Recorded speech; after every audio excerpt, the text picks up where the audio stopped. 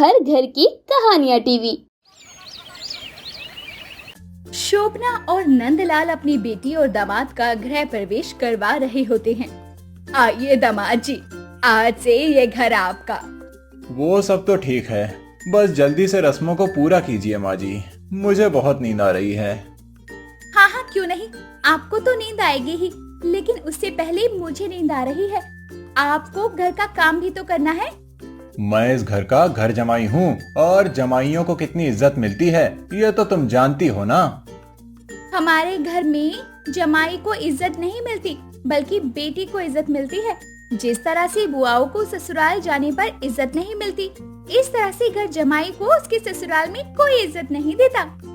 फिर तो गलत फंस गया मैं, कहीं ऐसा ना हो ये लोग मुझसे घर का काम धंधा भी करवाने लगे। मैं तो सोचा था घर जमाई बनकर आराम करूंगा। शोभना और नंदलाल का कोई बेटा नहीं था। उनकी एकलौती बेटी मधु की शादी के बाद उसके पति को घर जमाई बनने का फैसला करना पड़ा। गोपाल भी खुशी खुशी घर जमाई बनने को तैयार हो जाता है। अब शादी के 2-3 दिनों तक तो गोपाल आराम से मौज काटता है, लेकिन शादी के 5वें दिन मधु सुबह सुबह अपने पति को झाड़ू पकड़ाती हुई कहती है, ये लीजिए झाड़ू और जल्दी जल्दी सारे घर की सफाई कीजिए, पापा बर्तन साफ कर रहे हैं। ये तुम क्या कह रही हो? मैं घर में झाड़ू लगाऊंगा? तुम्हारा दिमाग तो ठीक है, मैं इस घर का घर जमाई हूँ, यहाँ पर घर साफ या काम करने नहीं आया हूँ। ये सुनकर शोभना और मधु जोर जोर से हंसने लगते हैं। लगता है दामाद जी आपको पहले घर वालों ने बताया नहीं। जब हमने आपके घर वालों को दहेज में 10 लाख दिए थे, तभी हमने उन्हें कह दिया था कि आपका बेटा घर का सारा काम करेगा। बिल्कुल वैसे ही जिस तरह पापा घर का काम करते हैं, घर में कपड़े, बर्तन, झाड़ू, पोछा और खाना बनाना, ये सारा काम तुम्हारा है और मैं और माँ बस बैठकर खाएंगे। क्या मेरे घर वाले मान भी गए कि मैं यहाँ घर जमाई बनकर रहूंगा तो घर का काम भी करूंगा? बिल्कुल, समधन जी ने तो ये भी कहा था कि आपसे पूरे दिन काम करवाया जाए। माँ ने तो मुझसे कभी प्यार ही नहीं किया और जब शादी की तो मेरी जिंदगी खराब कर दी। इतना कहकर गोपाल अब किचन में जाता है और अपने ससुर को बर्तन धोता देखता है और अपने ससुर से कहता है, पिताजी आज से मेरी ड्यूटी भी चालू हो गई है, मैं जा रहा हूँ झाड़ू लगाने, तब तक आप किचन का सारा काम निपटा लीजिए, फिर हम दोनों मिलकर कपड़े धोएंगे। हाँ हाँ, हम दोनों को अपना अपना काम आधा आधा बांट लेना चाहिए, वरना हम दोनों में भी काम को लेकर लड़ाई ना शुरू हो जाए। नहीं पिताजी, जो करना है हम दोनों को ही करना है, तो भला इसमें लड़ने वाली क्या बात है। चलिए हम दोनों काम करते हैं। दोनों ससुर दामाद घर का काम करते हैं और अपनी अपनी पत्नियों को खाना निकाल कर भी देते हैं, चाय भी बना कर देते हैं। जिस तरह घर में औरतें काम करती, उसी तरह से ये दोनों भी काम करते और घर की औरतें आराम करती। ऐसे ही समय बीत रहा था। एक रोज शोभना के घर उसकी पड़ोसन का आना होता है, जो शोभना और मधु को सोफे पर बैठकर टीवी देखता हुआ देखती है और नंदलाल और गोपाल घर का काम कर रहे थे। ये देखकर वो शोभना से कहती है, अरे शोभना, तुम दोनों माँ बेटी बैठे हो और पति काम कर रहे हैं, थोड़ी तो शर्म कर लो। लगता है तू भूल गई है, हमारी कई पीढ़ी से यही चलता आ रहा है। घर की औरतें बैठकर आराम करती है और मर्द काम करते हैं। अरे ये जो भी चल रहा है तुम लोगों में, इसमें तो मर्दों पर अत्याचार है, और जो औरतों पर अत्याचार होता है उसके बारे में क्या कहना है तेरा? अरे सही है, जो भी है, घर में मर्द काम नहीं करेंगे तो और क्या करेंगे? जब इन्हें घर जमाई बनकर रहना ही है तो काम तो करना पड़ेगा। नंदलाल और गोपाल दोनों की हालत घर के नौकरों की तरह हो चुकी थी। सुबह से शाम घर का सारा काम करना और शोभना और मधु का पूरा दिन बैठना। एक रोज देर रात गोपाल अपनी पत्नी मधु से कहता है, अब तो हमारी शादी को बहुत दिन हो चुके हैं, मुझे लगता है कि हमें बच्चे के बारे में सोचना चाहिए। आखिर हमें फैमिली प्लानिंग भी तो करनी है ना। हाँ हाँ, मैं तैयार हूँ, हम कल हॉस्पिटल चलेंगे, उसके बाद सब कुछ ठीक हो जाएगा। लेकिन बच्चों के लिए हॉस्पिटल जाने की क्या जरूरत है? कहीं तुम्हें कोई दिक्कत तो नहीं ना? या फिर ऐसा है कि तुम माँ नहीं बन सकती? बिल्कुल भी नहीं, मुझे कोई दिक्कत नहीं है, मैं माँ बन सकती हूँ। लेकिन तुम्हें कॉन्ट्रैक्ट में पहले बताया नहीं था क्या कि जिस तरह से हमारे घर में औरतें घर का काम नहीं करती, मर्द करते हैं, उस तरह से वो बच्चे भी पैदा करते हैं। लेकिन ये कैसे संभव है? एक मर्द बच्चा कैसे पैदा कर सकता है?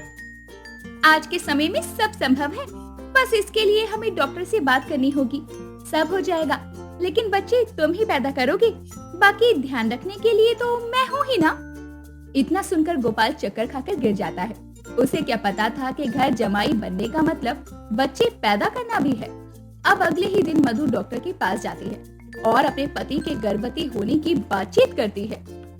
जी मैडम जी, ये संभव है। इसके लिए थोड़ा खर्चा ज्यादा आएगा, बाकी आपके पति गर्भवती हो सकते हैं। हाँ हाँ, जरूर हो सकते हैं।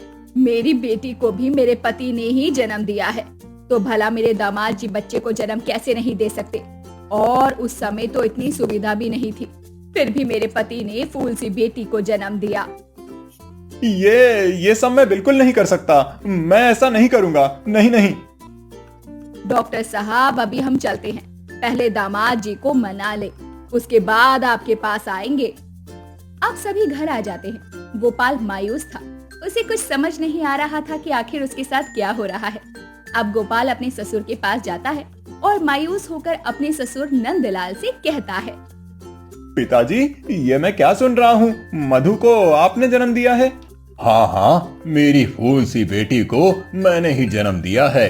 इस घर के मर्द ही बच्चा पैदा करते हैं। जैसा कि अब तक आप देख रहे हैं कि मर्द औरतों का सारा काम कर रहे हैं, तो बच्चे का जनने का काम भी मर्दों का ही है। लेकिन ये सब कैसे संभव है? माना कि आज की टेक्नोलॉजी इतनी विकसित हो चुकी है कि सब हो सकता है, लेकिन ये मुझसे बिल्कुल भी नहीं होगा। फैमिली प्लानिंग तो करनी है ना दामाद जी आपको। बच्चे तो चाहिए ना आपको। फिर आपको बच्चे पैदा करने होंगे। डॉक्टर की सलाह से सब कुछ हो जाएगा और ऑपरेशन से बच्चा। देखिए, मैं आप लोगों के आगे हाथ जोड़ता हूँ। मुझे मेरे घर जाने दीजिए। मैं गर्भवती नहीं हो सकता। हाँ ठीक है, आप चले जाइएगा, लेकिन बच्चे होने के बाद। ये तो आप लोग मुझ पर अत्याचार कर रहे हैं। कहीं मर्दों ने बच्चों को पैदा किया है? भला बीवी के होते हुए मर्द बच्चा जनना हुआ कैसा लगेगा? गोपाल को कुछ भी समझ नहीं आ रहा था कि आखिर अब वो क्या करे।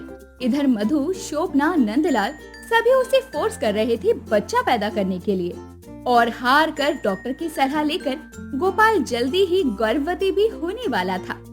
सुनो, तुम अपना ज्यादा से ज्यादा अपना ध्यान रखना, क्योंकि 2 से 4 महीने के बाद तुम्हारा पेट बाहर आ जाएगा और तुम्हें चलने फिरने में दिक्कत हो सकती है। खाने का खास ध्यान रखना है तुमको। हाँ हाँ, मैं समझ रहा हूँ। कहीं ऐसा ना हो मैं बच्चा पैदा करते हुए ही अपनी जान गंवा दूं।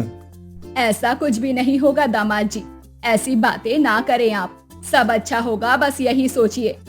शोभना और मधु गोपाल के खाने पीने, उठने जागने में सबका बहुत ध्यान रखते हैं और एक रोज नंदलाल गोपाल को एडवाइस देता है।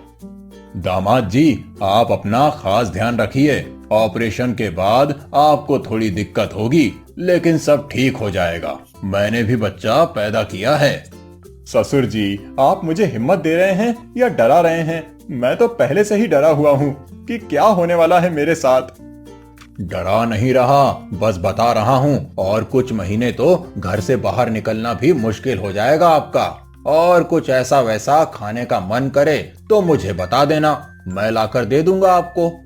मुझे तो कुछ भी समझ नहीं आ रहा।